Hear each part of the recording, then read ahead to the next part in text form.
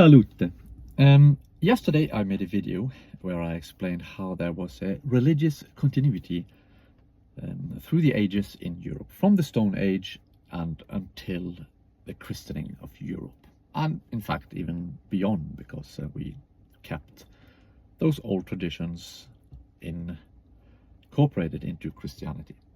And today I'm going to explain how some seemingly contradicting evidence actually isn't contradicting. I'm going to talk about megalithic structures. Bjørnen sover i sitt lune hi. Den ikke farlig, bare man går varlig. Men man kan jo aldri være trygg. The scholars say that they started building megalithic structures with the introduction of agriculture here in Europe. And the reasoning behind that is, of course, because when they did, they become more numerous, the tribes became larger, and therefore they had the opportunity, the resources to do so. I am not going to question that really, except I'm going to point at the fact that there are some megalithic structures in Bretagne here in France contradicting this, because they are built into the sea and in under the sea. And building megalithic structures in itself is kind of difficult. Doing it under the sea is very difficult. And my point here is that this suggests that it is older, because at one point the sea level was lower, and of course this was during the Ice Age, and you could probably only build these structures during the Ice Age when the sea was lower. So I'm not entirely sure if this is correct, the scholarly idea that this started with the introduction of agriculture. With time, though, we see the use of, or actually the building of megalithic structures change a little bit. And instead of building these huge communal burial mounds, when we arrive in the Viking Age, for example, in Scandinavia, instead they build burial mounds for individuals. Also, the megaliths are smaller. You have rune stones and such, but and you have some stone ship structures built, like in Denmark. But by and large, we see a disappearance of these big megalithic structures.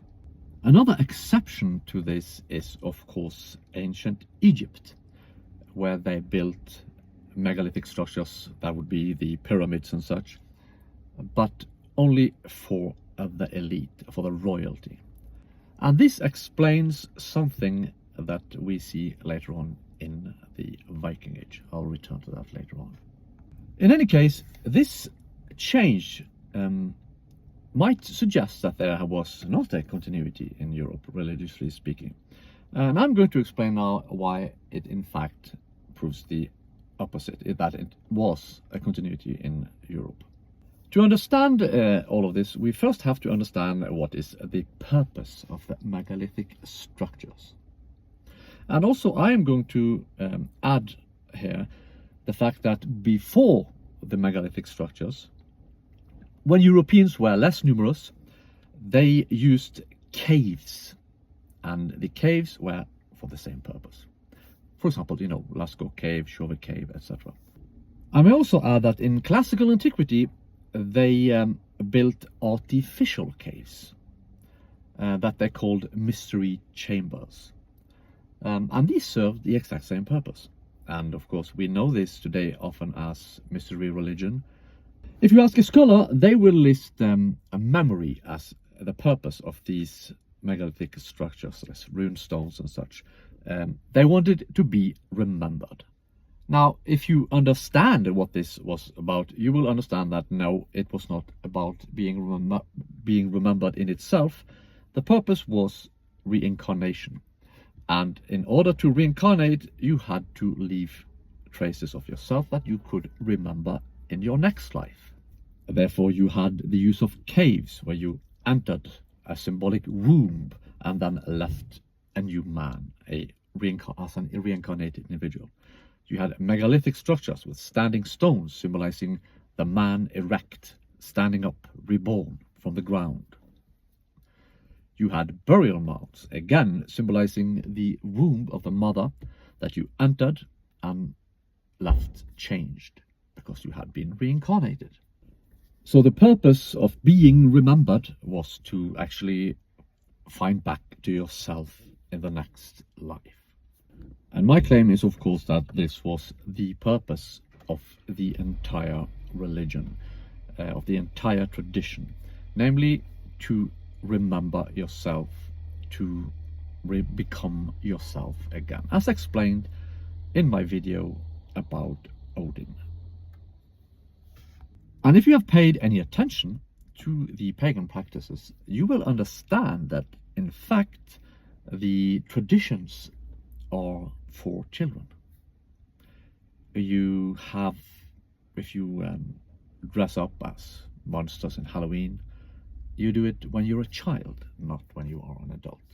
If you push the idea of Santa Claus, that would be the Christian name for it, of course, but still, it is for children.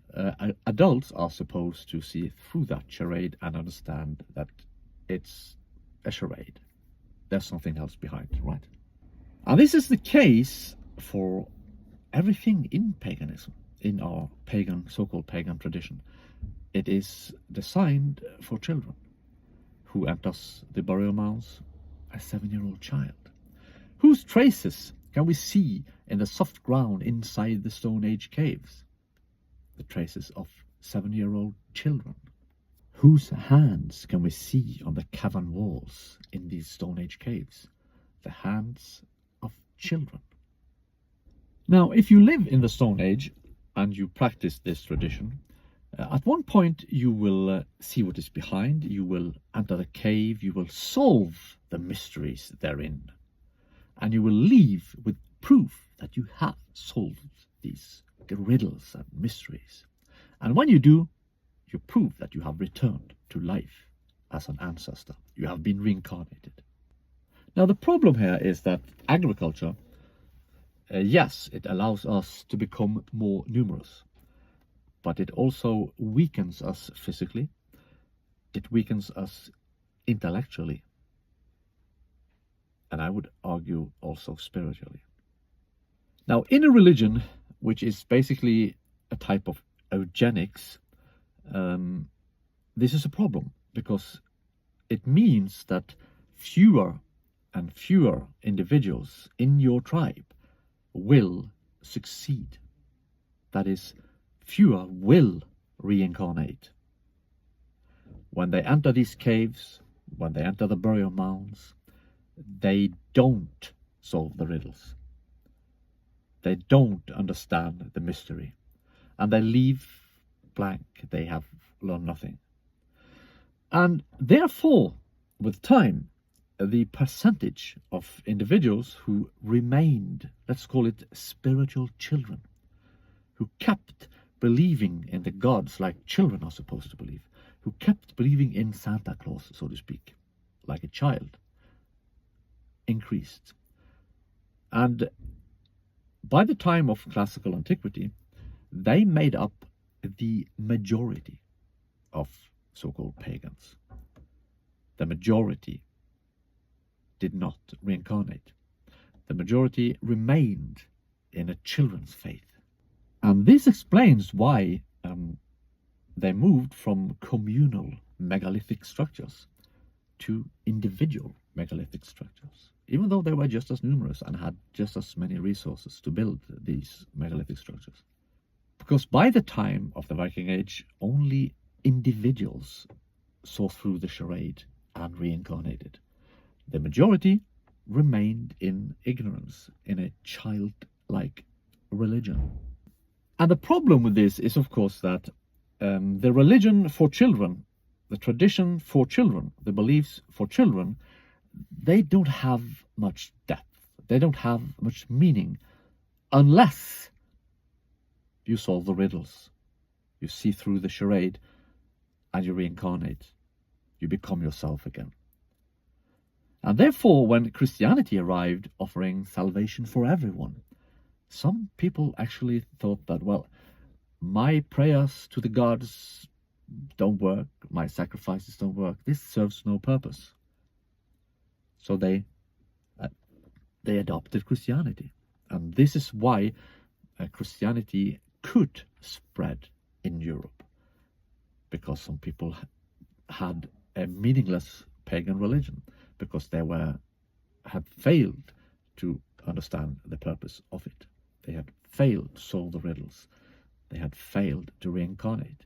I've called this the exoteric version versus the esoteric version, but in reality you could use terms like the version for children, intended for them to solve the riddles, see through everything and understand.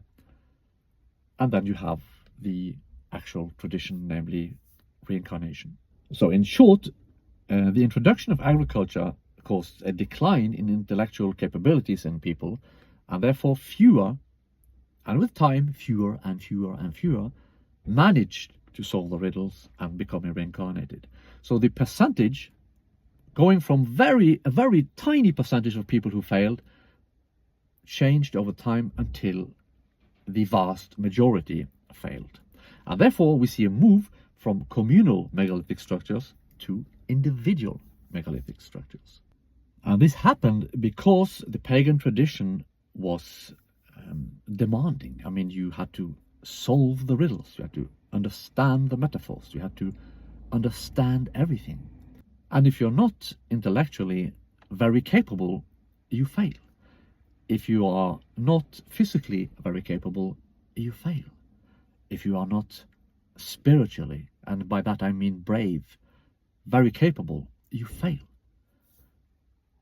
And of course, an agricultural society is very detrimental to all these abilities. And therefore, more and more people fail. So there is a religious continuity in Europe. The tradition was the same, the purpose was the same.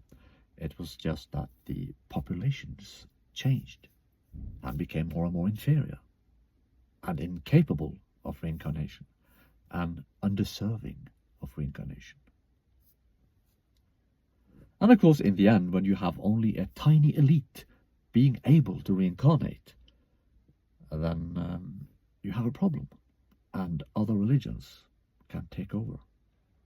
I wish to point at the fact that they actually kept using the communally built megalithic structures, even in the Viking Age and beyond. And here in France, for example, there are thousands of megalithic structures that survived Christianity, and by that I mean the Christians actually physically smashed them when they could, but many were too massive for them to smash, so they instead, when people kept using them, they just carved crosses into them, and that way they marked them as Christian sites. So when people visited them, the Christians could say, well, they're doing it because it's a Christian site now. But yeah, if you want to know more about the worldview of our ancient forebears, I suggest you read The Secret of the She-Bear by Marika Shea, and also her book called The Runes Finally Explained, The Germanic Book of the Dead.